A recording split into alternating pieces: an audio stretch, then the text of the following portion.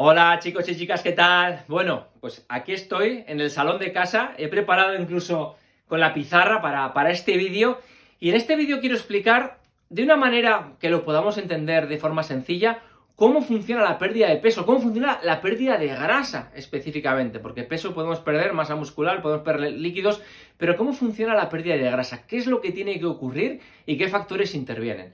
Vale, sobre todo lo primero que tenemos que tener en cuenta es que se trata de un balance de calorías.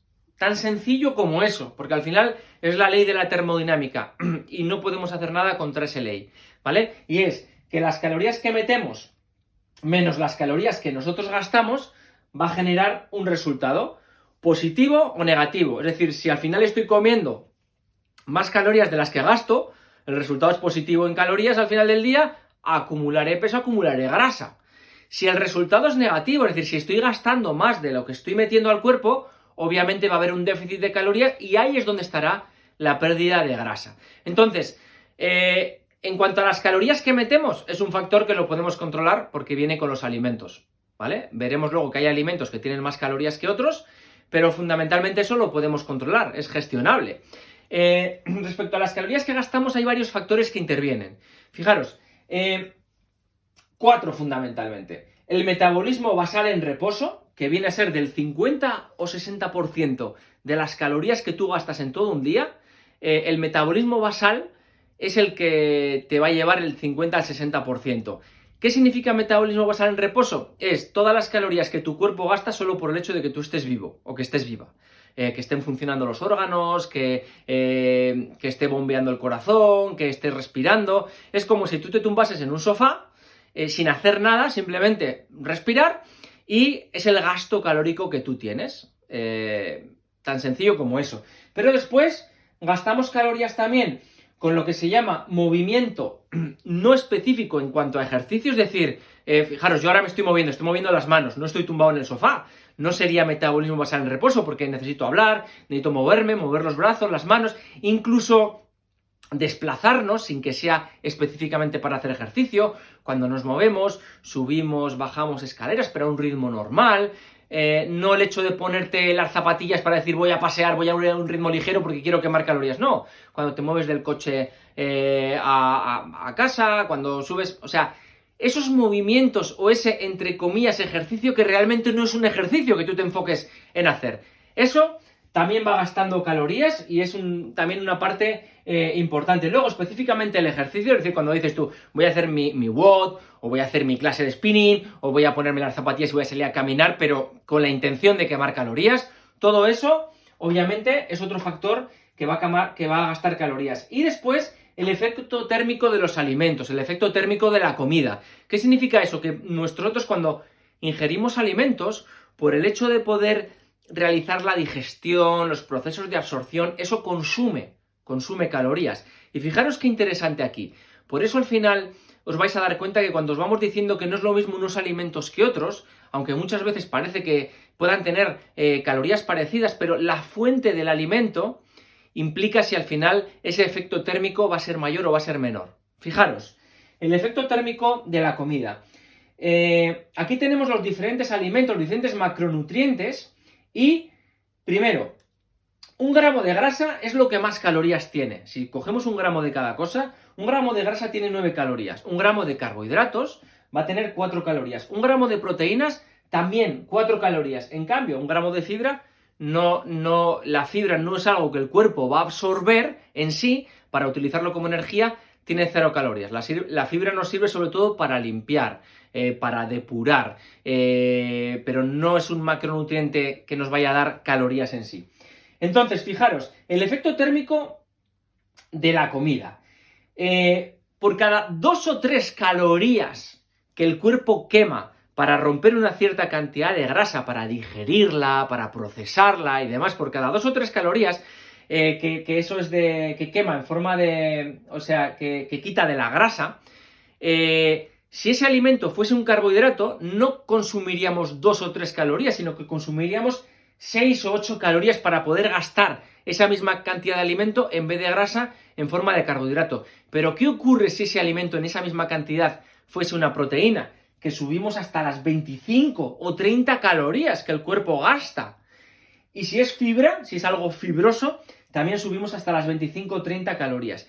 Quiere decir esto que ante la misma cantidad de alimento, depende del tipo de alimento, el efecto térmico va a ser diferente. Con lo cual, las proteínas y la fibra que viene en forma de carbohidrato fibroso, es verdad, va a ser lo que más nos va a ayudar en esos snacks a quemar más calorías, a mantener ese metabolismo como más activo y hacer que ese efecto térmico nos ayude a consumir más calorías. Por eso, cuando decimos que al final no todos los alimentos, aunque tengan las mismas calorías, son iguales, es por esto. Porque al final, para romper la proteína o para romper la fibra, vamos a consumir más energía que si es la grasa o carbohidratos simples, como son los azúcares y demás, que no tienen fibra ni tienen nada. Eso pues al final gasta menos calorías. Entonces, ¿qué alimentos nos van a interesar? Fundamentalmente, tener buenos niveles de proteína en nuestra alimentación. Carbohidratos fibrosos, por ese tema de la fibra, que cuesta más digerirla, que cuesta más romperla y va a consumir más energía, como son los vegetales, la fruta. En cuanto a las proteínas, ya sabéis lo que tiene proteína.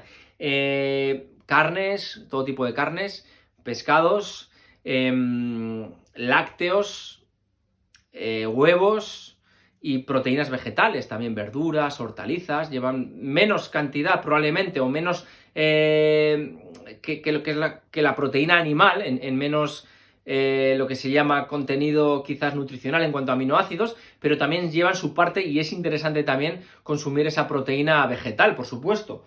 Y luego también nos interesan las grasas saludables, porque dentro de una dieta variada y equilibrada, las grasas al final son necesarias por múltiples funciones. Entonces, grasas saludables, las grasas del pescado, las grasas de los aceites vegetales, por ejemplo, aceite de oliva, fundamentalmente, los frutos secos. Bueno, pues hay un montón de alimentos con grasas saludables que lo que tenemos que tener cuidado, eso sí, porque es necesario consumirlas, pero si estamos en un proceso de bajada de grasa, de bajada de peso, claro, recordar que 1 gramo de grasa tiene 9 calorías, entonces ahí tenemos que tener cuidado.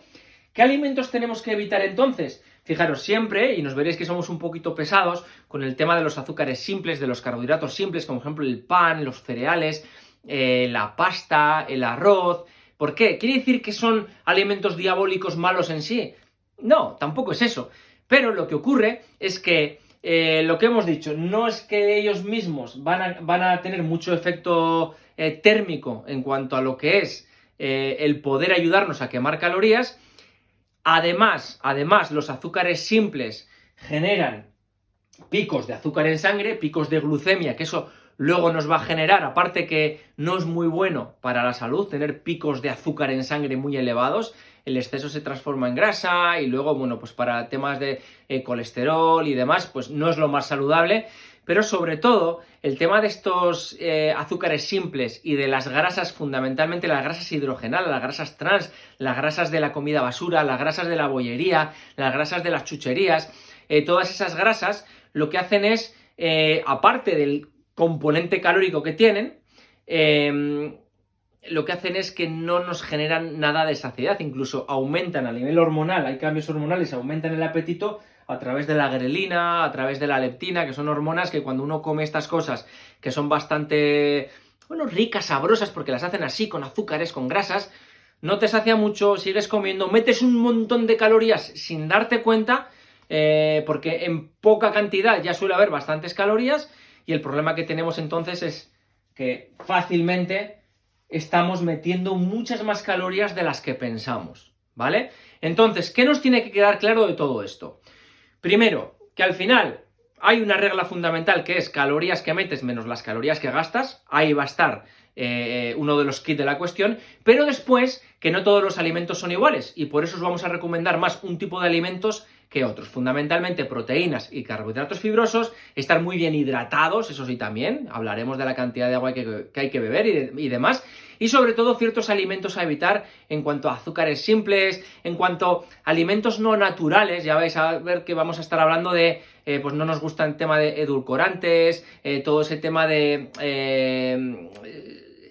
todo lo que le echan a los alimentos para que estén ricos, sabrosos, grasas, azúcares y demás, que los llenan de calorías y nos hacen una reacción hormonal que precisamente eso nos va a generar más hambre, no nos va a saciar y no es precisamente lo mejor para la salud, porque de lo que aquí se trata precisamente es de conseguir una buena recomposición corporal, bajando peso, pero que ese peso sea grasa lo que bajemos y que con esa cantidad de proteína y de carbohidratos saludables que vayamos comiendo y grasas saludables consigamos una buena recomposición corporal en tonificación muscular, en encontrarnos mucho mejor, en deshincharnos. Así que, chicos, chicas, es sencillito. Son cosas que, bueno, igual hay a lo mejor algunas cositas que no sabíais respecto a cómo el cuerpo quema muchas de las calorías. Y por eso es importante tener en cuenta que todo es importante, sobre todo lo que controlamos, los alimentos que controlamos, pero también cuánto nos movemos, qué ejercicio hacemos y qué tipo de alimentos seleccionamos para que nos ayuden a perder más grasa y a estar más saludables. Así que seguiremos aprendiendo porque seguiremos hablando de estas cositas en conceptos que nos puedan ayudar. ¡Vamos a por ello!